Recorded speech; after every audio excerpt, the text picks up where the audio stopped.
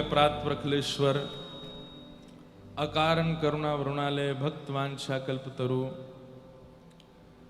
तड़िद्वत विनिंदित पीतांबरधारी श्री बालकृष्ण प्रभु की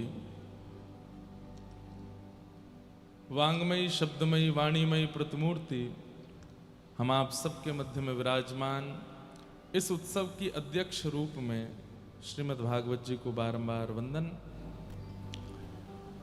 महाप्रभु जगन्नाथ अपने चतुर्धा रूप से मंच पर सुशोभित हैं, स्नान वेदी पर विराजमान हैं। जगन्नाथ जी, बलभद्र जी, सुभद्रा जी और सुदर्शन जी। इसमें ज्यादा है, इसमें कम है, बराबर करो। महाप्रभु जगन्नाथ जी की पावन कृपा से हम आप सब लोग श्री नीलाचल धाम जगन्नाथपुरी में स्नान पूर्णिमा के पावन अवसर पर अविराजित होकर के पावन कथा श्रवणार्थ उपस्थित हुए हैं। ये हमारा परम सौभाग्य है। आज इस उत्सव का द्वितीय दिवस और महाप्रभु जगन्नाथ जी के पावन उत्सव में केवल एक दिवस शेष। 2 दिन से महाप्रभु जी इतने व्यस्त थे कि रात्रि शयन भी अच्छे से मंदिर में नहीं हो रहा था, इसलिए कल महाप्रभु जी का शयन भी जल्दी हुआ और आज दर्शन भी विलंब से, लगभग 1-2 बजे से महाप्रभु जी के दर्शन होंगे, ऐसी मुझे जानकारी मिली। कल हमारे नाथों के नाथ जगन्नाथ मंदिर से बाहर स्नान वेदी पर आएंगे और समग्र विश्व को महाप्रभु जी का वहां बैठ कर के दर्शन होगा। आप सब लोग अपना बहुत ध्यान रखिएगा। कल सुबह तो पहले यहाँ प्यारे गिरधर लाल जी का स्नान होगा लगभग 9 बजे से, और लाल जी का अभिषेक करने के बाद फिर लाल जी का श्रृंगार और आरती होगी। तत्पश्चात हम सब लोग अपनी अपनी व्यवस्थाओं से जगन्नाथ जी का दर्शन करने जाएंगे। जल अपने पास रखिएगा, छतरी रखिएगा। भगवान करे कि कल धूप ज्यादा ना पड़े। हो सकता है कि स्नान पूर्णिमा है तो देवता ही आकाश से महाप्रभु जी को स्नान करा दें। तो जैसा भी परिस्थिति बने, आप सब लोग बड़े आनंद के साथ कल का दर्शन जरूर कीजिए। मैं तो जो लोग जगन्नाथपुरी आकर के आज कल में प्रस्थान कर रहे हैं उन सबको भी कह रहा हूं कि 29 तक तो रुको, महाप्रभु जी का दर्शन करके जाओ, उनके स्नान भाव का दर्शन करके जाओ। ये दर्शन साल में एक ही बार होता है। तो कल स्नान पूर्णिमा का दर्शन हम लोग करेंगे बड़े भाव से, और तत्पश्चात केवल प्रसाद पाके फिर संध्या में कल ठाकुर जी का गज भेष होता है। कल के दिन ठाकुर जी गजेंद्र रूप धारण करते हैं। गज भेष साल में एक ही बार होता है। और फिर कल संध्या में दर्शन देने के बाद फिर महाप्रभु जी 14-15 दिनों के लिए अनौसर में चले जाएंगे। फिर महाप्रभु जी का दर्शन नहीं होगा। 30 तारीख को जगन्नाथ भगवान के मंदिर में आपको पटचित्र का दर्शन होगा, महाप्रभु जी का नहीं होगा। अब सीधे दर्शन फिर 14 जुलाई को, 13 या 14 जुलाई को महाप्रभु जी का दर्शन होगा। पुरी में आचार्य जन आज्ञा करते हैं, आप सबको भी इस बात पर ध्यान देना है कि जब जगन्नाथ मंदिर में महाप्रभु जी का दर्शन 15 दिन के लिए अनौसर होता है तो आपके घर में भी विराजमान जगन्नाथ जी, उनका भी, उनके मुख पर भी एक पर्दा रखना है। आपको दर्शन नहीं करना है। वो ठाकुर जी का अनौसर काल है। अब उसमें अनेक भाव, ठाकुर जी अपने भक्तों की पीड़ा ले लेते हैं अपने ऊपर, केवल दूध पाते हैं, रसायन पाते हैं, अन्न का भोग नहीं लगाते ठाकुर जी। कहीं कहीं भाव है कि ठाकुर जी समग्र विश्व के कल्याण के लिए तप में विराजमान हो जाते हैं। तो इस प्रकार से आप सबको भी ध्यान देना है कि 30 तारीख से आपके पास भी जो जगन्नाथ जी का स्वरूप है उनके ऊपर भी आप एक वस्त्र पधरा दीजिए। महाप्रभु जी के रूप का दर्शन फिर रथ यात्रा वाले दिन ही करना है, उससे पूर्व नहीं करना है। आप मंदिर भी जाएंगे 30 तारीख को, यहां कथा सुबह होगी, फिर उसके बाद प्रस्थान करेंगे सब, तो उस दिन भी महाप्रभु जगन्नाथ जी के गर्भगृह के बाहर पटचित्र लगा होगा, महाप्रभु जी का दर्शन नहीं होगा। मंच पर भी उस दिन महाप्रभु जी का दर्शन नहीं होगा, यहां पर भी पटचित्र होगा। हमारे भागवत जी श्रवण करने वाले महाप्रभु जगन्नाथ जी, इनका भी दर्शन नहीं होगा, इनकी जगह भी पटचित्र विराजेगा। तो इसका ध्यान रखना। अच्छा, ये जगन्नाथपुरी के कुछ नियम हैं, उन नियमों का पालन लगभग सब जगन्नाथ सेवकों को करना चाहिए।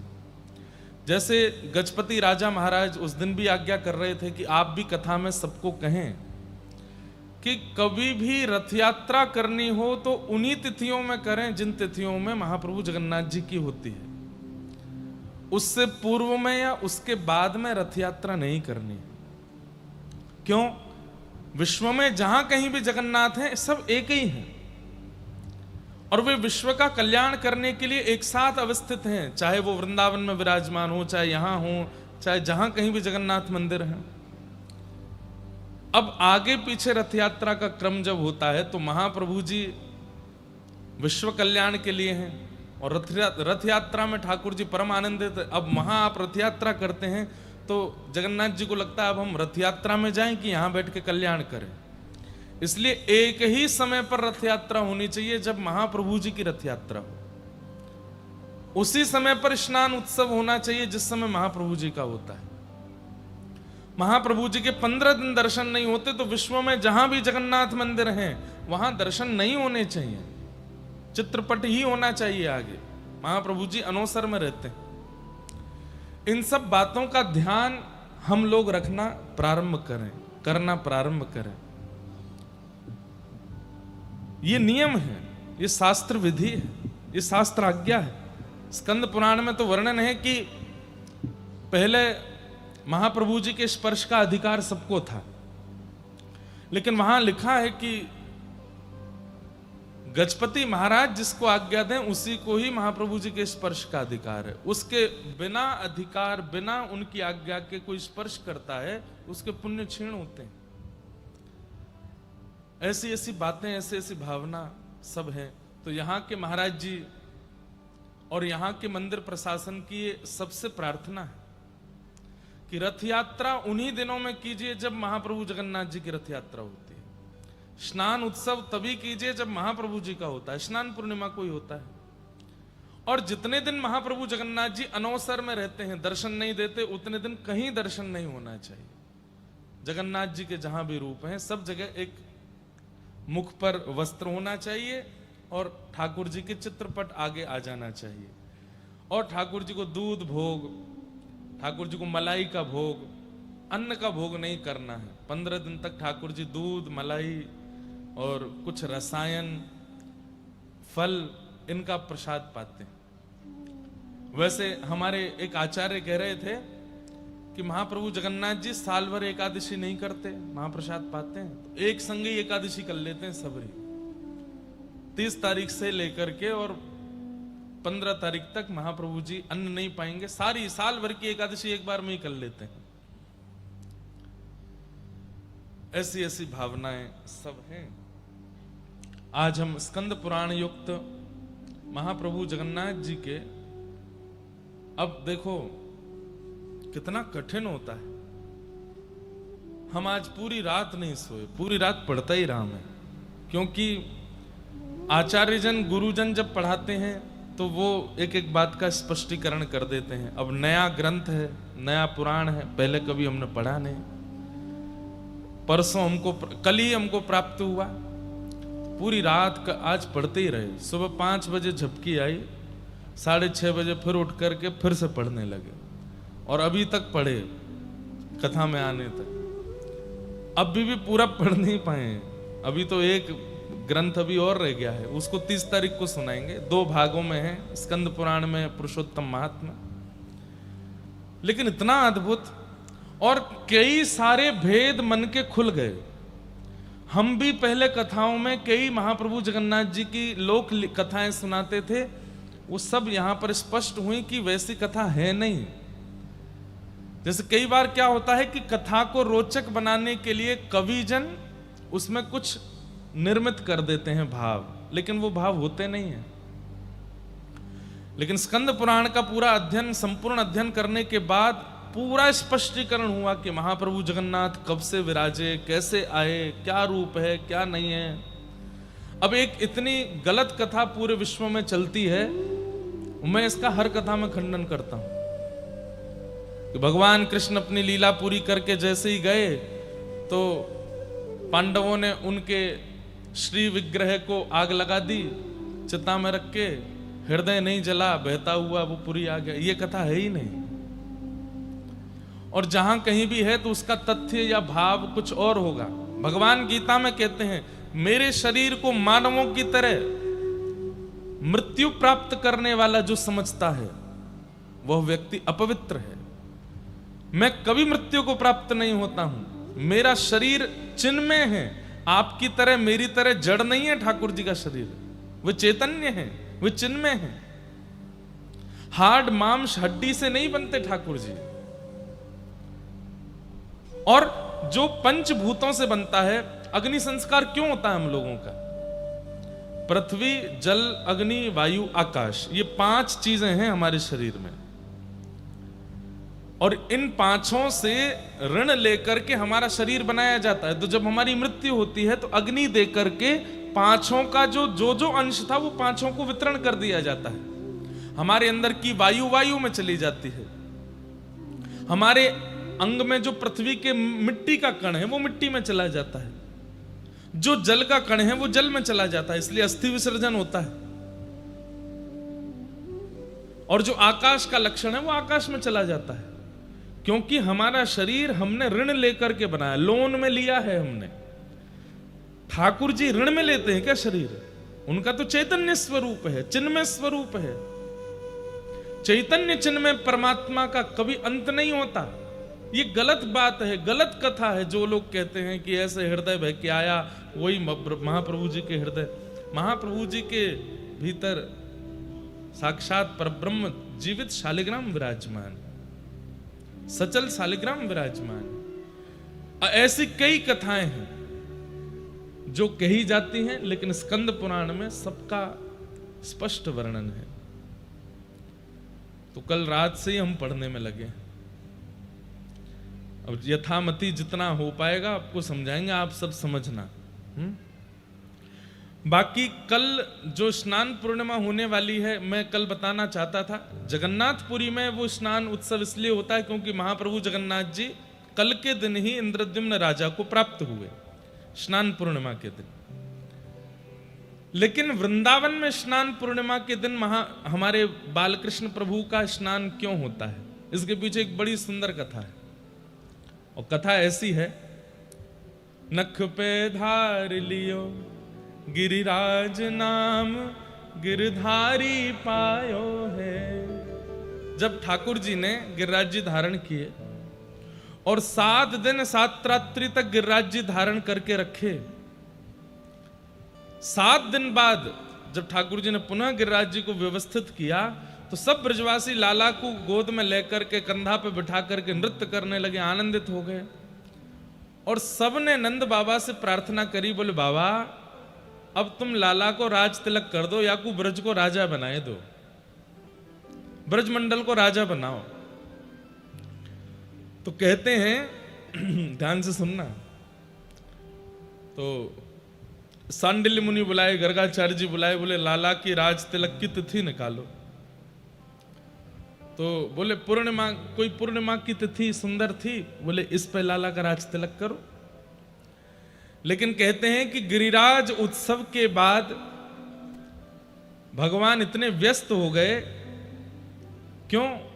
सब गोपियों ने न्योता दे दिया, बोले लाला एक दिन मेरे घर पधरामनी पे आनो है, अगले दिन वाक्या। मधुमंगल ने सबरी लिस्ट बना रखी है, श्रीदामा सब गोपीन से दक्षिणा फिक्स कर रहो है, लाला आवेगो तो कैसे षोडश उपचार करनो है, खातिर कर ले नई गुजरिया रसिया, आयो तेरे द्वार। तो गिरिराज उत्सव के बाद लगभग सब ब्रजवासियों के घर में ठाकुर जी प्रसाद पावे जा रहे हैं एक एक दिन। जैसे हमारे गांव का, नगर का कोई विशिष्टतम व्यक्ति बहुत बड़ा विजयी होकर के लौटे तो सब घर के लोग उसको बुलाते कि हमारे घर आओ, हमारे घर आओ। तो ऐसे ही ठाकुर जी की भी सब जगह पूछ हो रही है, सब जगह ठाकुर जी जा रहे हैं, आनंदित हो रहे हैं। तो अनेक पूर्णिमाएं निकलने के बाद जब ज्येष्ठ पूर्णिमा आई तब निश्चित हुआ कि याद ना लाला को ज्येष्ठाभिषेक होएगो। प्रणाम प्रभु। श्री जगन्नाथ महाप्रभु की, हमारे महाप्रभु जगन्नाथ जी की जो नित्य ध्वजा की सेवा होती है हमारे भाई ना करते हैं। नरसिम्हा जी आज आए हैं, आपको बहुत बहुत वंदन। आप लोगों ने दर्शन तो किए ही होंगे ना।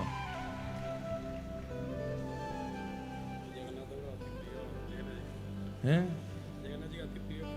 ये हमारा भी अति प्रिय।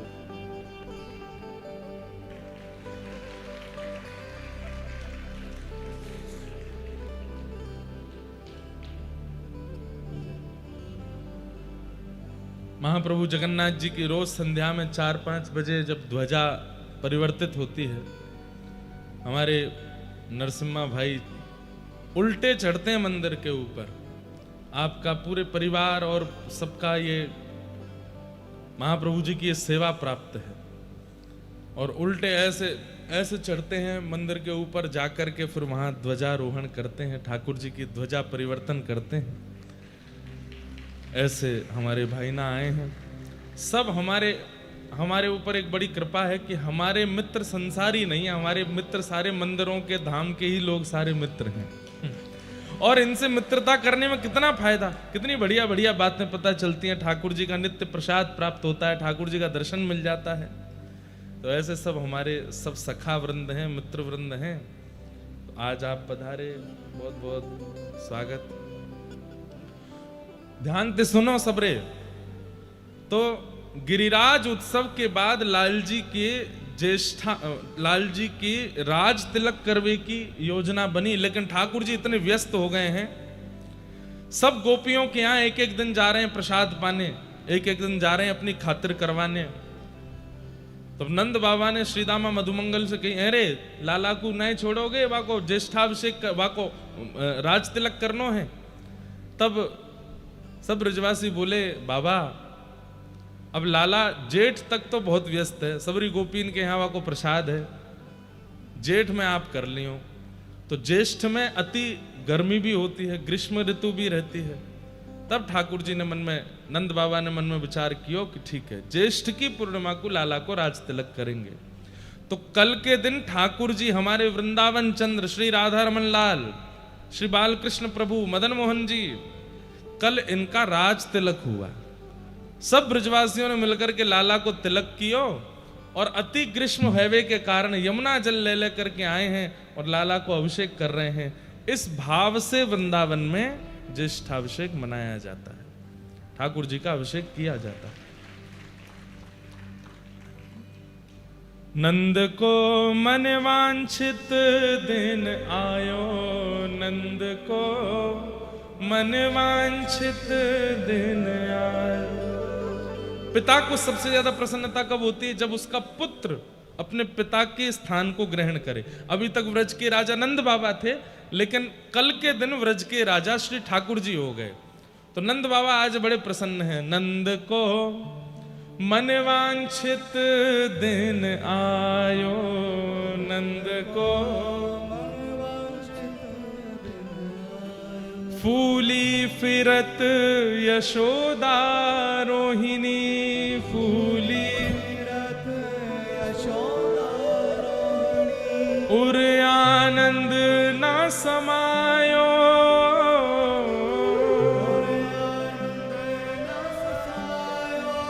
नंद को मन वांछित दिन आयो, नंद को मन वांछित दिन आयो।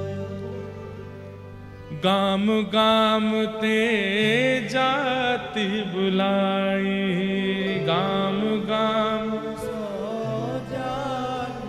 और मोतिन चौक पुरायो, मोतिन चौक पुरायो, ब्रज वनिता सब मंगल गावे, ब्रज वनिता सब मंगल गावे, बाजत घोष बधायो, बाजत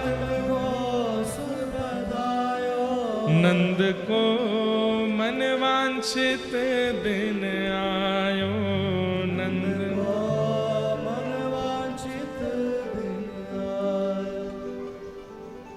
लाला को राज तिलक हेवे वारो है, तो क्या विधि विधान हो रहा है?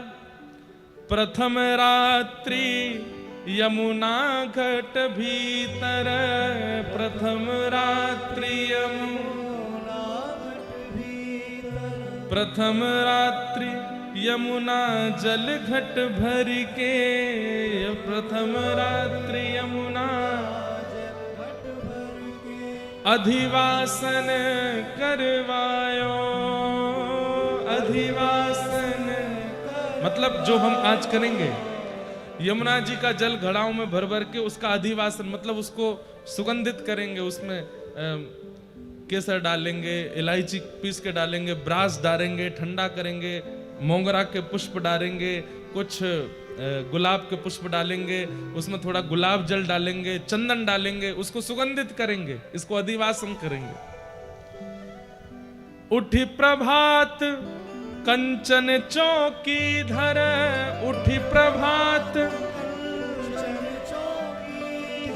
और रात भर जल को शीतल करके घड़ों में रख के सुबह उठ करके उठी प्रभात कंचन चौकी धर, उठी प्रभात सोने की चौकी रखी है और तापर लाल बिठायो, तापर लाल बिठायो, नंद को मन वांछित दिन आयो, नंद को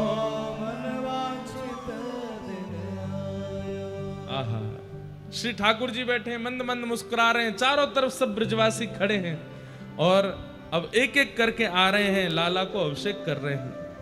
राज बैठ अभिषेक करत हैं, राज बैठ अभिषेक करत हैं, विप्रन वेद सुनायो, विप्रन वेद सुनायो। आहा, ज्येष्ठ शुक्ल पुण्यो दिन सुरवधु, ज्येष्ठ शुक्ल पुण्यो दिन हरिक फूल बरसायो, हरिक फूल बरसायो, नंद को मन वांछित दिन आयो, नंद को मन वांछित दिन आयो। रंगी कोर धोती ऊपर ना, रंगी कोर धोती ऊपर ना, कोरी धोती के रंग किए हैं चंदन से, धोती और ऊपर ना उस पर रंग लगाए हैं और आभूषण सब साज, आभूषण सब साज, और लाल जी को ऊपर ना पहना के धोती पहना करके तिलक करके अभिषेक करने के बाद द्वारकेश आनंद भयो प्रभु, द्वारकेश आनंद भयो, क्यों? आज नाम पढ़ो ब्रजराज, आज नाम पढ़ो ब्रजराज, बोलो ब्रजराज कृष्ण की, ब्रजराज गोपाल की, नाम पढ़ो ब्रजराज, नाम नंद को मन वांछित दिन आयो, नंद को मन वांछित दिन। तो कल ठाकुर जी का राज्याभिषेक होगा, तो व्रज के भाव से ठाकुर जी का अभिषेक किस लिए होता है कि लाला को व्रज को राजा बनाया गया है। गिरिराज उत्सव के बाद नाग कालिया नाग मर्दन के बाद ब्रजवासी ने कही, याने ब्रज की इतनी रक्षा करिए नंद बाबा, अब तो तुम लाला सुघड़ है गयो, अपनी गद्दी पे लाला को बैठाए दो और श्री ठाकुर जी को कल राज्याभिषेक होएगो। आहा, एक भाव, एक नहीं है, अनेक है। एक भाव यह भी है कि ठाकुर जी का राज्याभिषेक होता है। एक भाव ठाकुर जी यमुना जी के साथ रास विहार करते हैं। अनेक अनेक भाव हैं। सब भावों से ठाकुर जी का कल अभिषेक हम लोग करेंगे। तो कल गिरधर लाल जी का अभिषेक होगा। जिन लोगों ने जनेऊ धारण किया है, यज्ञोपवीत जिनका हुआ है, केवल वे ही मंच पर आएंगे। और वे सब लोग यहां जो सेवा में हैं उनको बता दीजिएगा। ऐसे नहीं कि जबरदस्ती जनेऊ लेके पहने आए बोले ताकि हम भी चढ़ जाएं। देखो, इन बातों का आप ध्यान रखा कीजिए कि अनधिकारी चेष्टा करने से आपको लगेगा कि हम ठाकुर जी को छू लेंगे, ठाकुर जी का स्पर्श कर लेंगे, लेकिन नहीं, उससे अपराध ही होता है। ठाकुर जी ने बहुत छोटे छोटे तो नियम रखे हैं। यज्ञोपवीत धारण करने वाले, गायत्री संध्या बंदन करने वाले वो हमारा स्पर्श करें, धोती ऊपर ना पहनने वाले हमारा स्पर्श करें। और जो भी कल मंच पे आएंगे, ज्यादा लोग तो नहीं आएंगे, ज्यादा से ज्यादा 10-15 लोग बस, नहीं तो हमारा लाला नेक्स्ट तो डर के मारे भाग जाएगो। इतने विशाल ठाकुर जी नहीं है ना। तो सब लोग सिले हुए वस्त्र नहीं पहनेंगे, कोरे उपरना और कोरी धोती, यज्ञोपवीत होना चाहिए, चंदन तिलक लगा करके मंच पर आएंगे। ठाकुर जी का अभिषेक कल होगा। और बाकी सब लोग केवल दर्शन करना और नीचे से आशीष देना, लाला आज हमारो व्रजराज बनो है, ऐसे ही लाला व्रजराज बनो रे। इस भाव से गिरधर लाल जी का अभिषेक यहाँ करके फिर हम लोग जाएंगे महाप्रभु जी का महाअभिषेक दर्शन करेंगे। तो इस तरीके से कल का क्रम होगा। सब लोग सुबह 9 बजे उपस्थित रहिएगा। आइए हम आप सब लोग अब महाप्रभु जी के पुरुषोत्तम महात्म की सुंदर कथा में प्रवेश करते हैं और किस प्रकार महाप्रभु जगन्नाथ पुरी में विराजमान हुए वह सब भाव श्रवण करने का भाव रखते हैं। श्री जगन्नाथ महाप्रभु की जय। बलभद्र सुभद्रा मैया की जय। जय श्री राधे।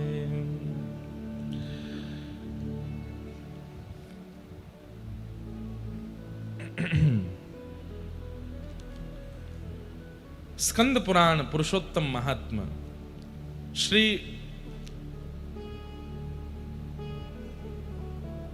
जैमिनी जी प्रवचन कर रहे हैं और ऋषिजन पूछ रहे हैं। स्कंद पुराण में विशेष रूप से हमारे भारत के समस्त विशिष्ट तीर्थों का जो मूल स्वरूप है वो स्कंद पुराण में ही वर्णन है।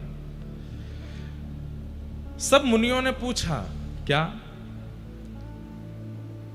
कस्मिन् युगे सतु मुने इंद्रद्युम्नो भवन नृपः कस्मिन् देशेस्य नागरं कथं वा पुरुषोत्तमं गत्वा चो विष्णु प्रतिमां कारयामास वा कथं एतत् सर्वं विसस्तरतः कथस्य व महामुने।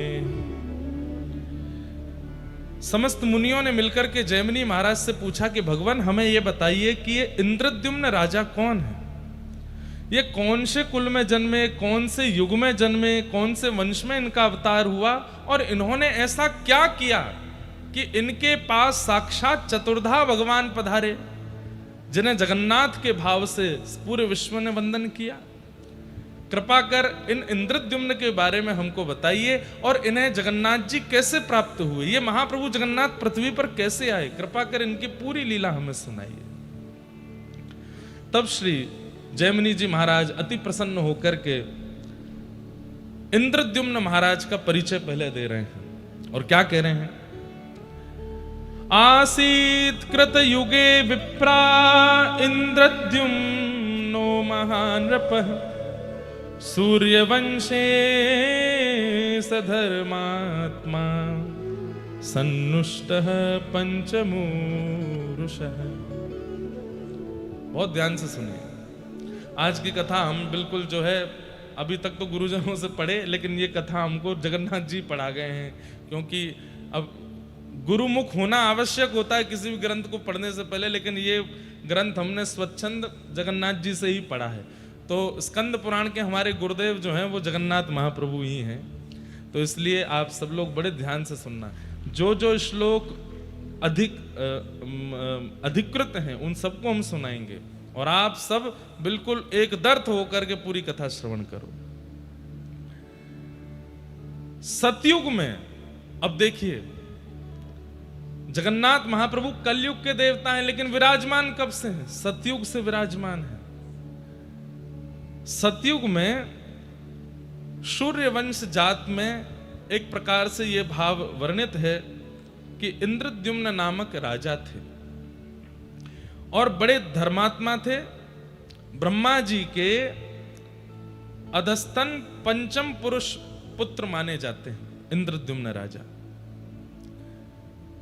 इंद्रद्युम्न राजा का यहां पर स्वरूप इतना सुंदर वर्णन किया गया। वे सत्यवादी हैं, वे सदाचारी हैं, निष्पापी हैं, सात्विक श्रेष्ठ हैं। मतलब ये गुण वो हैं जिन गुणों से ठाकुर जी रीझते हैं। सत्यवादी हैं, सदाचारी हैं, सात्विक निष्ठ हैं, न्याय मार्गी हैं, आत्म तत्व को जानने वाले और ज्ञान चर्चा को बड़े ध्यान से श्रवण करने का आपका स्वभाव है। लेकिन ये सारे लक्षण तो कई लोगों में आपको अनुभव हो जाएंगे, तो एक ऐसा कौन सा विशिष्ट लक्षण है इंद्रद्युम्न राजा का जिससे महाप्रभु जगन्नाथ इतने प्रसन्न हो गए, इतने आसक्त हो गए? तो कहते हैं इंद्रद्युम्न राजा को एक, कह लें कोई अतिशयोक्ति नहीं, एक व्यसन है। काय का व्यसन? कि आप हर सप्ताह विश्व के समस्त तीर्थ यात्रियों को, काशी के राजा हैं, काशी बुलाते हैं और काशी में बुलाकर के समस्त उन तीर्थ याटन करने वाले वैष्णवों से तीर्थ की महिमा सुनते हैं। आप स्वयं राजा हैं, बार बार सारे तीर्थों में नहीं जा पाते, और कई बार राजाओं को तीर्थ यात्रा पर भी जाना होता है तो बहुत व्यवस्थाएं करनी होती हैं, वहां तीर्थ यात्रियों को दिक्कत भी हो जाती है। तो आप क्या करते हैं, अपने नगर में ही समस्त तीर्थ यात्रियों को निमंत्रण देते हैं, बाकायदा पालकी से उनको बुलवाते हैं और सभा में बैठा करके प्रत्येक तीर्थयात्री वैष्णवों को प्रणाम करते हुए कहते हैं, आप कौन से तीर्थ में दर्शन करने गए? बोले हम तो बद्रीनाथ गए थे। अच्छा, जरा वहां का बताइए ना, कैसा है बद्रीनाथ? वहां की पूरी महिमा सुनते हैं और नेत्र बंद करके अपने तन को भले ही काशी में रखा हो, लेकिन मन से बद्रिकाश्रम पहुंच के पूरे बद्रिकाश्रम का दर्शन करके आ जाते हैं। और फिर उस तीर्थ यात्री को खूब धन धान्य देके, दक्षिणा देके, वस्त्र दे करके खूब उनका सम्मान करते हैं कि आपकी कृपा से हम यहीं बैठे बैठे बद्रिकाश्रम हुआ है। फिर दूसरे तीर्थ यात्री के पास बैठते हैं, आप कहां से आए? बोले हम दक्षिण भारत में रामेश्वरम से आए हैं। अच्छा, वहां की महिमा बताइए। इस प्रकार सर्वगुण संपन्न होते हुए भी, अष्टादश विद्याओं से युक्त होते हुए भी, इतने ज्ञानी और इतने योग्य राजा होते हुए भी आपके अंदर इतनी दीनता है कि आप तीर्थ यात्रियों के बीच में बैठकर के तीर्थ की महिमाएं सुनते रहते हैं। तभी आपने एक जिज्ञासा प्रकट की, क्या कभी ऐसा हो सकता है कि पूरे विश्व को साक्षात परमात्मा का कभी अनुभव हो? क्या ऐसा कोई तीर्थ है या ऐसा कोई धाम है जहां साक्षात सचल भगवान विराजमान हो और उनका दर्शन हम मानव कर सके? इतनी योग्यता तो हमारे पास नहीं कि हम जप करें, तप करें, साधन करें, यज्ञ करें। करते हैं, लेकिन कोई ना कोई भूल तो होती है। हे समस्त तीर्थ यात्रियों, हे समस्त तीर्थों में विचरण करने वाले वैष्णवों, मेरी प्रार्थना है, क्या इस धराधाम पर ऐसा कोई स्थान है? आप सबसे हमारी प्रार्थना, बिल्कुल हिलो डुलो भी नहीं, सब लोग ध्यान से सुनो।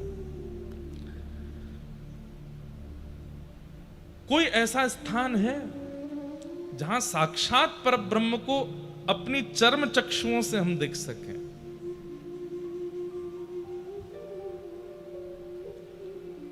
तब आपने प्रश्न किया कि आद्रतो व्याजहारेदम ज्ञायता क्षेत्र मुक्तमं यत्र साक्षात् जगन्नाथं पश्यामो नेन चक्षुष। जगन्नाथ केवल इन्हीं को नहीं कहते, परम पुरुष परमात्मा जो इस पूरे जगत का रक्षक है वो जगन्नाथ ही हैं। और इंद्रद्युम्न राजा कहते हैं क्या कोई ऐसा स्थान है जहां पूरे जगत को चलाने वाले साक्षात पर ब्रह्मनाथ विराजमान हो और हम अपने चरम चक्षुओं से उनको देख सकें? क्या इस पृथ्वी पर ऐसा कोई स्थान है? एक प्रकार से इंद्रद्युम्न राजा ने घोषणा करके इसको पूरे विश्व में फैलवाया इस प्रश्न को कि है कोई ऐसा स्थान जहां साक्षात पर ब्रह्म का दर्शन मानव कर सके। तब एक वृद्ध से परम वैष्णव, परम विद्वान, ललाट पर अति तेज है, ऐसे एक तीर्थयात्री परम वैष्णव महात्मा उस सभा में आए और उन्होंने आकर के कहा, राजन आपका प्रश्न मुझे प्राप्त हुआ तो मैं दौड़ा चला आया आपके पास। आपकी जो जिज्ञासा है शायद उसका समाधान मेरे पास है। ये सुनते ही तो इंद्रद्युम्न राजा बोले, क्या हम जीवात्मा प्रत्यक्ष ठाकुर जी को देख सकते? बोले हाँ, एक स्थान है। कहां पर? बोले मैं अपने बाल काल में वहां दर्शन करने गया था। कौन सी जगह है वो? कि औड्र देश इति ख्यातो वर्षे भारत संज्ञके दक्षिणस्योदधिस्तीरे क्षेत्रम श्री पुरुषोत्तमम। औड्र देश यानी कि उड़ीसा। उड़ीसा प्रांत में दक्षिण मुखी दक्षिणस्थ महोदधि यानी कि समुद्र नारायण, उनके तट पर एक क्षेत्र विराजमान है जिसका नाम है श्री पुरुषोत्तम क्षेत्र। ध्यान से सुनिएगा। उस श्री पुरुषोत्तम क्षेत्र में तत्र नीलगिरिर्नाम समन्तात काननाव्रत एक वन है और उस वन को चारों ओर से वन ने घेरा है। बीच में एक सुंदर सा छोटा सा एक पर्वत है जिसका नाम है नीलगिरि। बंधुओं, हम सब लोग भुवनेश्वर से जब जगन्नाथपुरी की ओर आते हैं, आप सबने ये अनुभव किया कि नहीं, पर मैं हर बार करता हूं, 8-9 किलोमीटर दूर से ही श्री मंदिर इतना ऊंचा दिखाई देता है, लेकिन जैसे ही आप सिम्मत द्वार पर पहुंचेंगे तो लगता है कि शिखर इतना ऊंचा तो नहीं है, महाप्रभु जगन्नाथ जी का मंदिर इतना ज्यादा ऊंचा तो नहीं है कि इतनी दूर से दिखाई देता है। वास्तव में अब आजकल ड्रोन चलते तो हैं, आजकल दर्शन करने की विधा ऊपर से है तो सही, लेकिन देखा जाए तो जगन्नाथपुरी और विशेष रूप से जहां भगवान जगन्नाथ विराजमान है वो श्री मंदिर एक पर्वत के ऊपर है। वो थोड़ा सा पूरी जहां पर हम अभी भी बैठे हैं इससे भी थोड़ा ऊंचाई पर है, वो नीलगिरि पर्वत है। तो तत्र नीलगिरिर्नाम समन्तात काननाव्रत, एक वन से आच्छादित नीलगिरि पर्वत है। तस्योत्संगे कल्पवृक्षः समन्तात क्रोश सम्मितः, वहां पर एक कल्प वृक्ष, एक वट वृक्ष है, वहां पर एक रोहिणी कुंड भी है, वहां साक्षात ठाकुर जी विराजमान है, परमात्मा विराजमान है। किस रूप से, किस नाम से? श्री नील माधव भगवान। नील माधव भगवान के रूप में वहां पर ठाकुर जी विराजमान है। ठाकुर जी का नाम जगन्नाथ पूर्व से ही है। यहां पर कितनी बार जगन्नाथ शब्द का ही भाव आता है। यत्र साक्षात् जगन्नाथः शंख चक्र गदाधर जंतूनां दर्शनान् मुक्तिं यो ददाति कृपानिधि। वहां पर साक्षात जगन्नाथ भगवान विराजमान है। कैसे बोले? चतु व्यूह रूप में अपने चतु हस्त कमलों में शंख चक्र गदा पद्म लेकर के साक्षात नील माधव जगन्नाथ भगवान विराज रहे हैं। वे आंखें भी मटकाते हैं, वे बोलते भी हैं, वे चलते भी हैं। और अन्य तीर्थों में तो मानव का जाकर के कल्याण होता है, लेकिन मैंने उस तीर्थ में देखा कि कौवे ने चलते हुए किसी वस्तु को पाने के लिए उनके सामने आया है वो कौवा, और जैसे ही उस वस्तु को पाने लगा अचानक से उसने नेत्र खोल करके जैसे ही नील माधव भगवान को देखा, उसके भी चतु हस्त प्रकट हो गए और वो मुक्त होकर के भगवत धाम को प्रस्थान कर गया।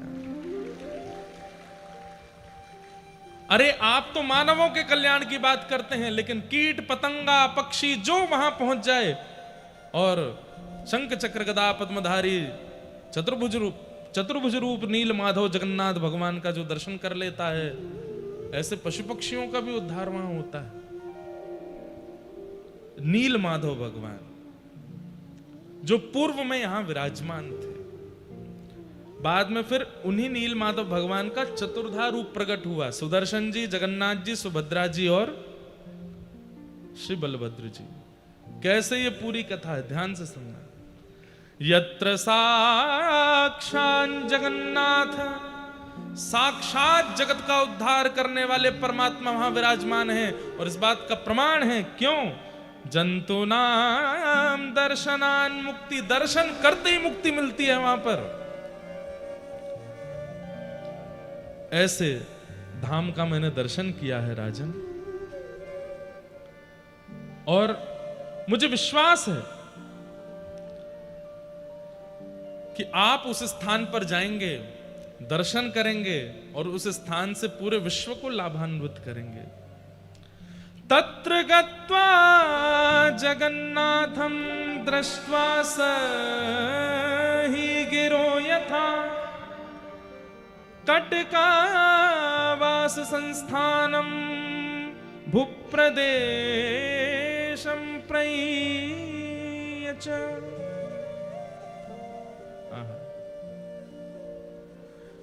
आप कृपा करके उस स्थान पर जाइए। उस स्थान के समीप में कटक नामक एक स्थान है। कटक का नाम देखिए यहां पर भी है, कटका वास संस्थानम भूप्रदेशम प्रमीयच। वहां जाकर के आप अपनी पूरी राजसभा को कैसे लेके जाना चाहते हैं उसकी पूरी व्यवस्था आप कटक में रह करके कर सकते हैं। लेकिन नाथ, आपकी जो जिज्ञासा है वो इसी प्रांत में जाकर के और उन चतुर्धा रूप भगवान का दर्शन करके ही पूर्ण होगी। सुन करके इंद्रद्युम्न राजा के नेत्र सजल हो गए, हस्त कंपायमान होने लगा, प्रेम के सारे लक्षण चित्त में प्रकट होने लगे। आप इतने आनंदित हो गए, आप तो तुरंत जैसे मानो नृत्य करने लगे कि आहा कितनी बड़ी कृपा, मैं साक्षात प्रभु को देखूंगा, साक्षात भगवान का दर्शन करूंगा। बोले हाँ, आप जाके वहां कर सकते। लेकिन राजा का एक प्रोटोकॉल होता है, राजा सीधे सब जगह नहीं जाता। पहले मंत्री जाएंगे, सेनापति जाएंगे, वे जाकर के वहां व्यवस्था देखेंगे और उसके बाद ही मुख्य राजा जा सकता है। क्योंकि आप काशी से आने वाले राजा, सब लोग ध्यान से सुनो, बिल्कुल स्पष्ट रूप से, कोई बाहर की बात नहीं होनी है, केवल जगन्नाथ जी के प्राकट्य की कथा होनी है। ना सोइएगा ना सोने दीजिएगा किसी को, कोई झपकी भी आवे तो कोहनी मार देना, बहुत पुण्य मिलेगा आपको। हाँ बिल्कुल, किसी को भी आलस्य मत करने दो। लेकिन राजा का नियम है। अब देखो, कल भी एक किसी ने प्रश्न किया तो भगवान विरह क्यों देते हैं? विरह देखो अभी कैसा विरह देंगे। इंद्रद्युम्न राजा, आप तो तैयार थे जाने के लिए, लेकिन पूरे राज्यसभा ने निर्णय लिया कि राजन आप पहले नहीं जाएंगे, आप पहले अपने पुरोहित जी को भेजिए। पुरोहित जी जाएंगे और इन तीर्थ यात्री के द्वारा बताई गई सारी भावों को देख करके वे वहां देख करके आएंगे।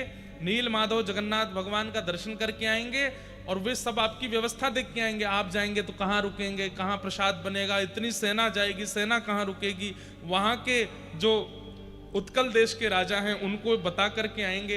ये सब नियम है, राजा ऐसे नहीं निकल सकता।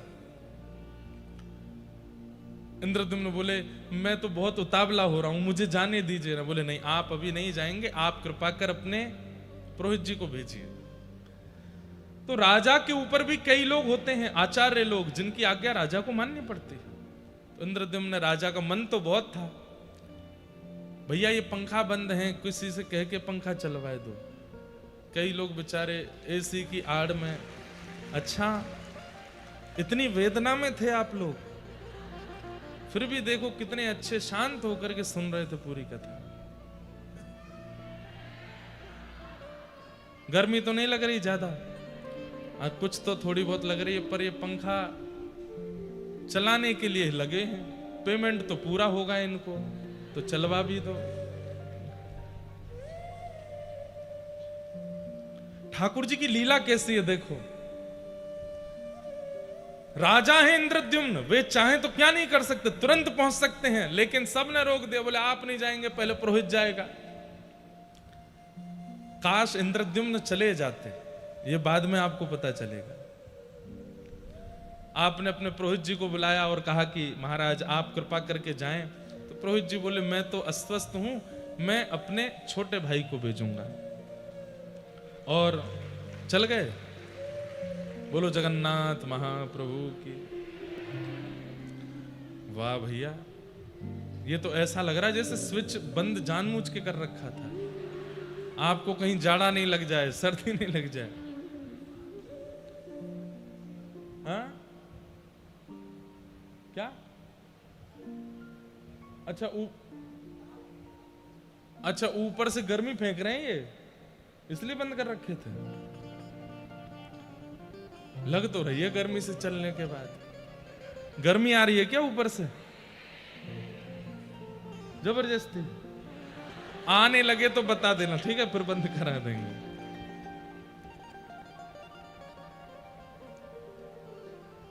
थोड़ा सरल सहज भाव में राजा ने अपने पुरोहित जी से कहा।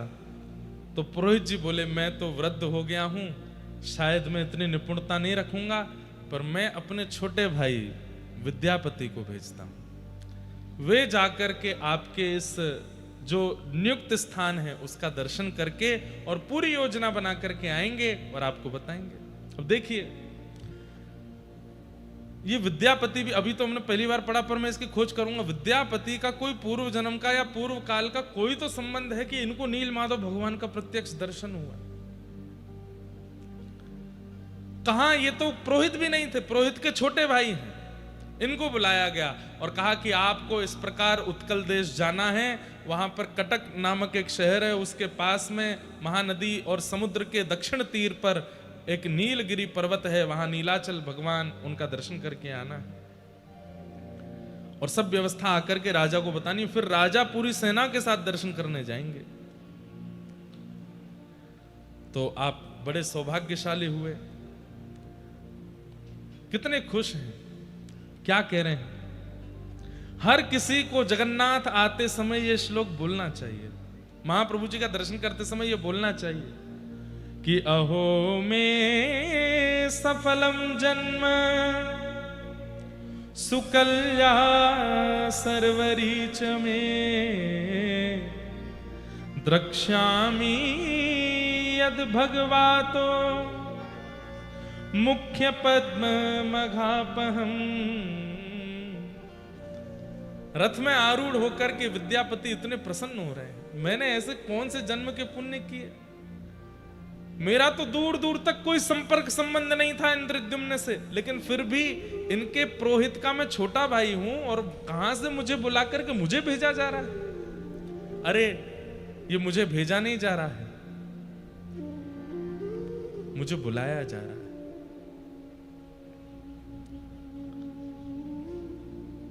कल जब रात्रि में ये भाव पढ़ रहा था, इंद्रद्युम्न राजा जब विद्यापति को जाते हुए देख रहे हैं तो इंद्रद्युम्न को लग रहा है कि मैं राजा क्यों हूं, मैं विद्यापति क्यों नहीं, शायद मैं जाता। थका मन चल जीव चका नयन देखीब, थका मन चल जी। उड़िया भाषा में इतने बढ़िया बढ़िया गीत हैं और महाप्रभु जगन्नाथ जी कृपा से हम सब गाएंगे। किस लिए? उड़ीसा के लोगों को सिखाने के, आपको तो आता ही है, हमारे वृंदावन के लोगों को रटाने के लिए, हमारे उत्तर भारत के लोगों को महाप्रभु जी का यश, उनका गुण सिखाने के लिए। अरे मेरे थके हुए मन, तू बहुत थक गया ना संसार में, सबने तेरा बहुत शोषण किया है, चल तुझे चकानयन जगन्नाथ का दर्शन करा के लाता हूं। कितना अच्छा भाव है। थका मन चल जीव चकानयन देखीब, थका मन। अगर हो सके तो इसको हिंदी में लिख के हमको दे दें तो हम गा देंगे। कब? बैठे बैठे क्या कर रहे हो, अभी लिखो। बहुत सुंदर बात। और श्री विद्यापति जी निकले हैं काशी से उत्कल देश के लिए और रास्ते भर आनंदित होते हुए जा रहे हैं। अहो में सफलम जन्म सुकल्या सर्वरीच में द्रक्ष्यामि यद भगवतो मुख पद्म खापहम। मैं कितना बड़ा सौभाग्यशाली हूं, वो कमल नयन कमल मुख वाले ठाकुर जी का मैं दर्शन करूंगा। मैं कितना सौभाग्यशाली। और विद्यापति निकल पड़े हैं नील माधव भगवान का दर्शन करने के लिए। आप चलते चलते रास्ते भर आनंदित करते हुए आ रहे हैं। कैसे आऊं रे कन्हैया, कैसे आऊं रे नंद लाला, तेरी गोकुल नगरी बड़ी दूर नगरी, दूर नगरी बड़ी दूर। विद्यापति निकले हैं, हम भी साथ में चलें और इस उत्कल देश का दर्शन करें। मीराबाई के शब्दों में, कैसे आऊं रे नंद लाला, कैसे आऊं रे नंद लाला, कैसे आऊं मदन गोपाला, कैसे आऊं रे नंद लाला, कैसे आऊं मदन गोपाला, तेरे गोकुल नगरी बड़ी दूर नगरी, दूर नगरी बड़ी दूर नगरी, दूर।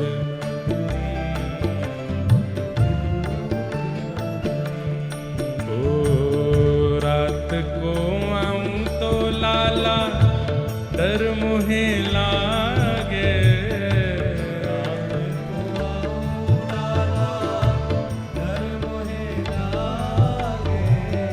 रात को आऊं तो कान्हा डर मुहे लागे, रात को आऊं तो कान्हा डर मुहे लागे, दिन